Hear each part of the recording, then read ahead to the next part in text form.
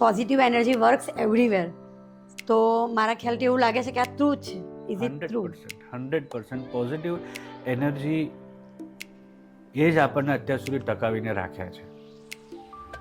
નહીં તો કેટલી તકલીફો બધાના જીવનમાં આવે છે, પણ તો પણ આપણે પોઝિટિવલી ઊભા થઈએ છીએ. થઈ શકાય છે, સાચી વાત છે. તો પોઝિટિવ એનર્જી ક્યારે આવે છે?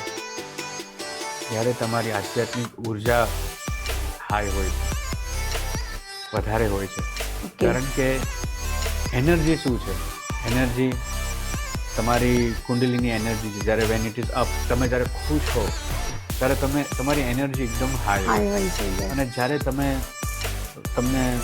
સેડનેસ ફીલ થતી હોય, તમને લો ફીલ થતું હોય, ત્યારે એનર્જી તમારી લો છે.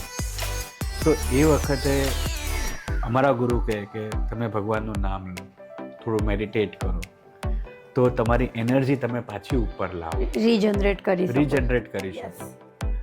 જો કહે ને કે સમાજમાં બધી જ વસ્તુ છે, પણ તમે કઈ વસ્તુ કેપ્ચર કરો છો એ તમારા ઉપર છે. સાચી વાત છે.